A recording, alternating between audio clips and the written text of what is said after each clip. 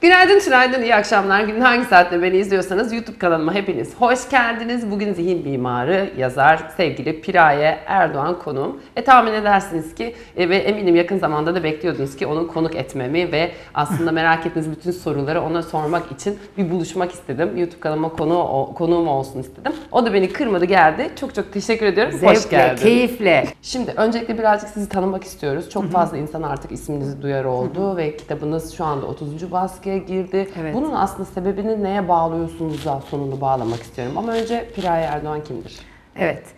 Piraye Erdoğan kim? Piraye Erdoğan İstanbullu bir kadın esasında. Ben gayet varlıklı bir ailede doğdum bir kere. Hiç öyle acıklı bir şekilde başlamıyor benim hikayem. Benim acıklısının acısını ben kattım sonradan. Onun üzerinde çalışıyorum zaten. Gayet varlıklı bir aile. Yani bir elimiz yağda, bir elimiz baldaydı. İyi okullarda okudum. İşte Üsküdar Amerikan'ı bitirdim, işletme fakültesini bitirdim filan. Fakat Blue çağından itibaren bende böyle bir şey başladı, iyice ortaya çıktı daha doğrusu. Daha küçükten başladı da işte bende bir eksik var, bende bir sorun var. Bozuk gibi hissediyordum. Esas en iyi öyle tarif edebilirim. Yani bir bozukluk var. Hani sanki böyle bir aygıt olsanız veya bir işte ne bileyim ben makine olsan böyle bir bozukluk var. Doğru şey yapmıyorsun gibi, bir tarafın eksik gibi falan ve bu bende bir bunalım yaratıyordu. Memnuniyetsizlik ve en önemlisi de bir değersizlik hissi yaratıyordu. İşte Blue çağlarını geçtim. 23 yaş civarına geldiğimde artık tabii o Hollywood filmlerinin etkisiyle hep öyle anlatıyorum. Çünkü gerçek o. Hepimiz böyle bir gün bir adam gelecek ve her şey çok iyi olacak diye düşünüyorum. Zannıyla hemen evleniverdim. Bence milyonlarca kadın var diye düşünüyorum. Ya da genç kız onu var özellikle yani. söylüyorum zaten. Evet. Yani tabii ki ben de öyle aşık oldum ve evleneceğim ve bundan sonra hani o son sahnesinde arkadaşlar hani şey oluyor ya böyle bir kalıyorlar. Ama ondan sonra ne oluyor bize hiç gösterilmiyor ya. O yüzden onu yaşadınız. Evet, orada kaldık ve zannediyoruz ama öyle olmuyor tabii. Ve benim o kendimle ilgili o bulantım devam etti. Hemen dedim çocuk sahibi olayım. O iyi ki dediğim bir şey. Bugün 30 yaşında oğlum.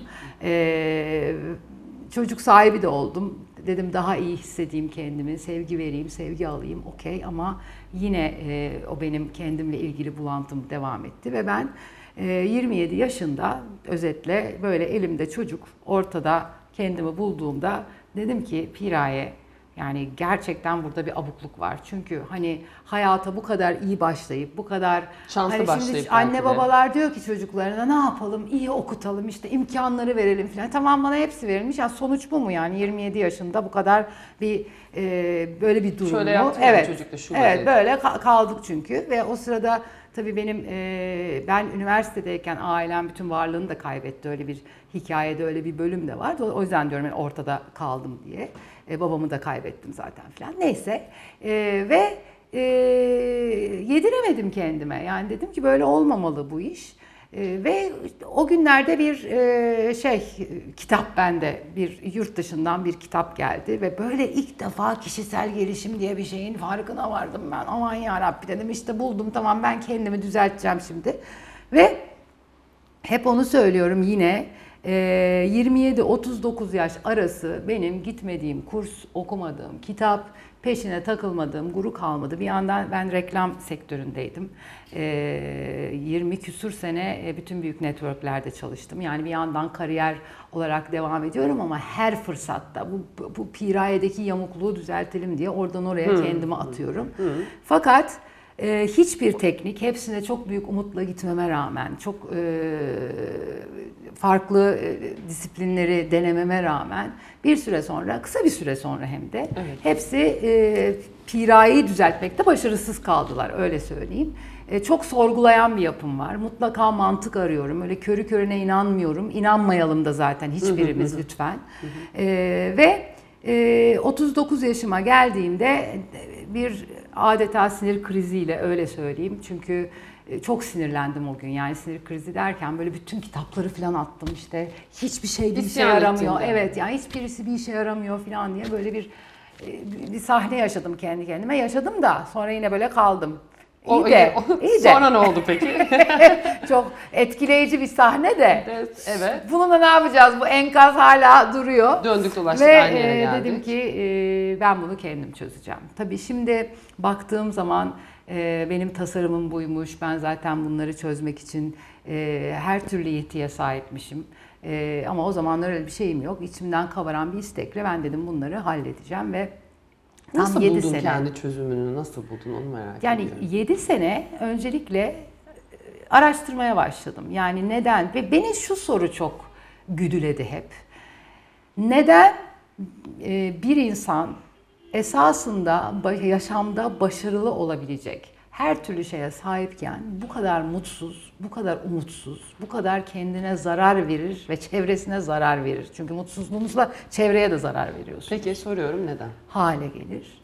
İşte ben bunun şu anda artık çok rahatlıkla cevabını veriyorum. Çünkü bir zihin insanı gibi işlediğin zaman verir. Yani zihnin tarafından yönetiliyorsan o zaman o 3-7 yaş arası içine kendi kendini kapattığın son derece limitli bir dünyadan işliyorsan ve o dünyadan işleyeni de daha da limitli bir çakma kimlik zannediyorsan kendini, o zaman kaçınılmaz olarak hem kendine hem de çevrene zarar veren adeta bir virüs diyeceğim vallahi. Ben şu Sanki anda değil mi en çok aslında? moda kelime olduğu için belki aklıma kaydı Yani ama kişi kendisi ne kadar mutlu olursa olsun eğer kendini gerçekleştiremiyorsa diyorsun yani kendini gerçekleştirdiğini mesela işte ben kendimi gerçekleştirmeye başladığımı hissediyorum. Sen kendini gerçekleştirmek. Mesela o insanın hayatında nasıl bir dönüşüm yaratıyor ve dönüşüm ne demek mesela? İnsanlar dönüşüm deyince ne anlamadılar? Evet. Şimdi kendini gerçekleştirmeden bir kere tam mutluluk mümkün değil.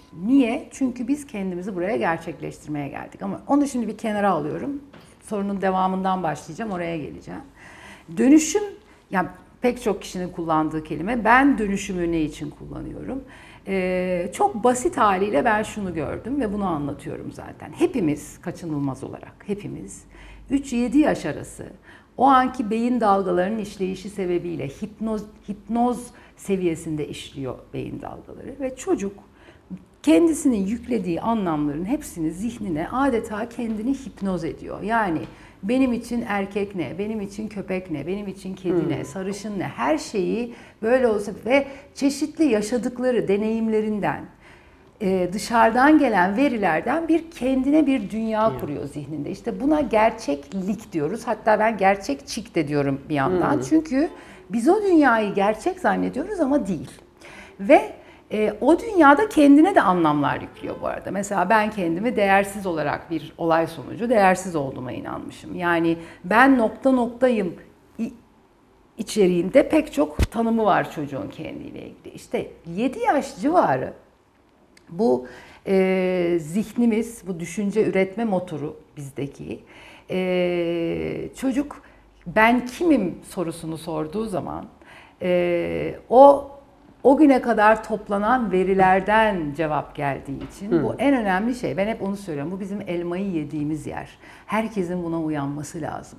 Cevaplar zihnimizden geldiği için ben yani bilinç kendimi zihnimi zannediyorum. Yani çocuk o kafasındaki sesi kendisi zannediyor. Evet. İşte buradan biz çok fena gol yiyoruz. Çünkü ben onu kendim zannettiğim andan itibaren oradan otomatik işleyen zihin beni yönetir hale geliyor. Nasıl yani? Biz bunu nasıl anlayabiliriz? Zihin insanı olduğumuzu nasıl anlayabiliriz mesela?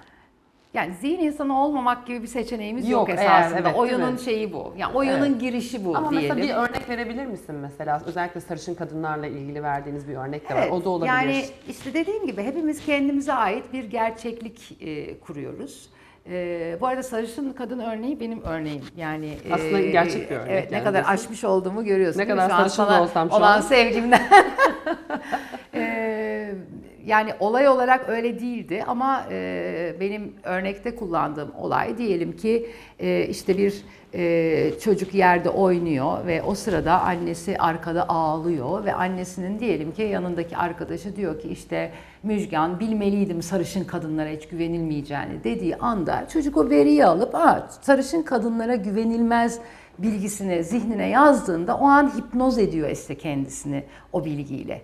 Ve ne oluyor? Kendisi hiç farkında bile değil. O andan itibaren hayattaki bütün sarışın kadınlar hemen onda bir tedirginlik yaratıyor. Bu bilinçli olan bir şey değil. Bilinçsiz olan bir şey. Dolayısıyla ve zihin onu yönetmeye başladıktan sonra da artık sarışın kadınlar eşittir güvenilmez olduğu için zihin sürekli o noktada tutuyor. Ama bunu tabii anlamamız için şunu benim anlatmam lazım. Yani zihin beni neden ele geçiriyor derseniz, nasıl ele geçiriyor derseniz, insanı anlatmam lazım. Esasında oradan biraz başlamam lazım. Her şey diyorum ya benim sistemimde her şey birbiri üzerine biliyor. Şimdi arkadaşlar bizim derdimiz yani dünyadaki insanın derdi insan ne demek bilmediğimizden bir kere. İnsan dediğimiz varlık tabiattaki bütün varlıklardan daha farklı bir varlık. İnsan denen varlık seçebilme kabiliyeti olan, seçebilme yetisi olan tek varlık. Hep söylüyorum benim meşhur örneğim var. İşte buraya bir köpek getirseniz ve kapıyı çalsalar o köpek her zaman işte tanıdığı biri geliyorsa her zaman koşup ona göre zıplar. Aynı adam eğer tanıdığı biri ise işte benim köpeklerimden örnek vereyim. Benim köpeklerim işte ne bileyim ben benim kız kardeşim eve geldiği zaman her geldiğinde aynı şekilde koşuyorlar ve zıplıyorlar. Ama diyelim kız kardeşim cep telefonunu bende unutsa gidip 5 dakika sonra gelse tekrar aynı şekilde şey yapıyorlar. Yani çünkü niye? Programlı. Tabiatta her şey programlı. Bir kere burası bir program zaten. Programlı. O köpek programı. Bir kediyi ele alalım ama kımıldatmaz bile istifini bile bozmaz. Öyle tanıdığı gelmiş, anası gelmiş, babası gelmiş hiç böyle bakar yani. İstediğin kadar özlemiş olsun, istediği kadar şey olsun. Şimdi beni alalım veya bir kadını alalım. O kapı çaldığı anda gelen düşünce neyse kapıya giden ona göre şekil alıyor. Yani diyelim ki ding dong yaşasın kocam geldi ise o zaman böyle biraz mutlu, gözlerin içi gülen bir kadın kapıyı açar. Ama geri aldığımız zaman filmi ding dong geldi bu adam yine ise bakın bambaşka biri gidiyor kapıya. Siz bunu en sayısı kadar geri alabilirsiniz filmi ve her seferinde başka bir kadın kapıyı açar. Hep diyoruz ya sen böyle değildin Necati. İşte Necati istediği her hale girebilir. Çünkü Necati bir insan. Hepimiz bir insanız ve bu sistemde bu yetki bir tek insana verilmiş. İnsan istediği her hale girebilen ve bunu kendi başına başarabilen ve girdiği hali deneyimleten kendine ve buna şahit olabilen, o da çok önemli. Biz bir de yani nasılsın Piraye? Çok iyiyim. Bakıyorum şahit oluyorum. Acayip iyiyim falan diyorum. Şahit olabilen tek varlık. Şimdi bu acayip bir şey. Bu gerçekten çok acayip bir şey. İşte bu ol der ve olurun buradaki karşılığı. Dolayısıyla biz nasıl oluyor bu? Çünkü insan hayvandan farkı ne? İnsan sadece program değil. İnsanda programı deneyimleyen bir farkındalık var. Bilinç denilen şey var. Okay. Biz iki parçalıyız. Hayvan tek parça program. Ne konduysa onu yapıyor. Evet. Okay. İnsan şuurlu, bilinç var. İnsan seçebiliyor. Bir programı var. Evet, ben Piraye olarak yaratılmışım. Piraye'nin bir programı var. Ben ne yaparsam yapayım çağla olamam. Sadece çağla olmaya debelenirim. Kendi hayatımı mahvederim. Anlatabiliyor muyum? Ama Piraye olarak muazzam bir potansiyelim var. Ama bakın Piraye olmayı deneyimlemeye gelmiş biri var içeride. Çünkü diyor ki bugün iyiyim, bugün kötüyüm. Nasıl bir Piraye olacağım? Onu seçebilen ve deneyimleyebilen bir şey var. Bu işte buna ben bilinç diyorum. Okay. Ve şuur, bilinç hangisini derseniz. Ve bu şuurda işte o seçebilme kabiliyeti var. Yani sen bana gelip bugün böyle ters düz konuşursan bak biz otomatik değiliz o anlamda. Anlatabiliyor? Seçebilirim esasında. Şimdi ben buradan bir dalarım da diyebilirim veya Allah Allah ne oldu bu kız acaba da böyle konuştu da diyebilirim. Esas konu ki bunu esasında benim kursumun tabii ilk dersi bu ama bunu herkesin anlamasını zaten kitaba da yazdım. Anlamamız lazım. Neden biz bu muhteşem varlık, bu insan denen varlık, bu kendine zarar zihin insanı haline dönüşüyor. Şimdi ne dedik? İnsan iki parça. Bir tasarımı var, programı var. Ben Piraye programıyım. Bir de o programı yaşamaya gelmiş bilinç var içeride. Yolcusu var. Ben Piraye'yim diyecek kişi var. Şimdi insan, ben en kolay böyle anlatıyorum Çağla. Biz burada ne yapıyoruz? Neden yaşam var falan diyorlar. Deney yapıyoruz. Ne deneyi yapıyoruz? İnsan olma deneyi yapıyoruz. İnsan olmak bakın farklı bir deney değil mi? Kedi olmak yaşadık. Köpek olmak yaşadık. Farz edin sıkıldık ya. Kedi hep kedi oluyor. Köpek hep köpek oluyor. Şimdi insanda çeşitlilik var. Programa daha da neşeli bir şeyler getirelim. Daha heyecanlı olsun izlemesi diyelim değil mi? İnsan diye bir program yarattık. Bu insanın farkı diyelim ne isterse seçebiliyor.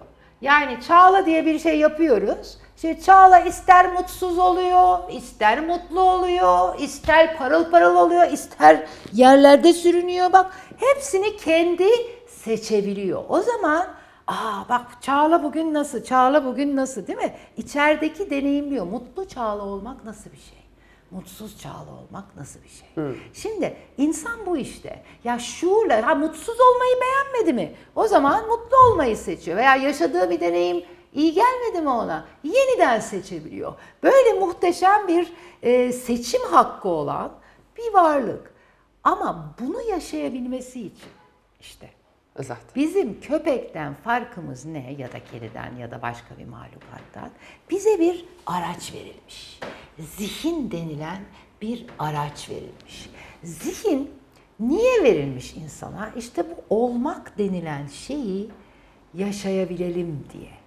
Çünkü çok önemli arkadaşlar. Burada dikkat edin. Her şey bir düşünceyle başlıyor. Yani ne dedik? Deney yapacağız. İnsan olma deneyini yaşamaya geldik. Her deney bir laboratuvar alanında olur değil mi? Burası da bizim laboratuvarımız. İşte bu laboratuvarda her şey bir düşünceyle başlıyor. Yani şu bardak bir zamanlar bir düşünceydi. Öyle değil mi bir tane? Şimdi dolayısıyla benim ol diyeceklerim de bir düşünceyle başlaması lazım. Nasıl mesela? Yani mesela ben diyelim ki bugün mutsuz olacağım. Ben mutsuzum. Buna karar, bunu seçtim. Bugün mutsuz olmayı Bütün günün öyle geçiyor Evet. zaten. Ben mutsuzum dediğim anda bana hizmet eden o motor başlıyor. Evet ya. Farkında mısın? Sabahtan beri kimse aramadı zaten. Hava da kötü. Zaten 2 gün kapanacağız eve. Kaldın yine öyle tek başına. Şimdi bakın bu daha ilk düşünce geldiği anda. Şimdi geri sarıyorum.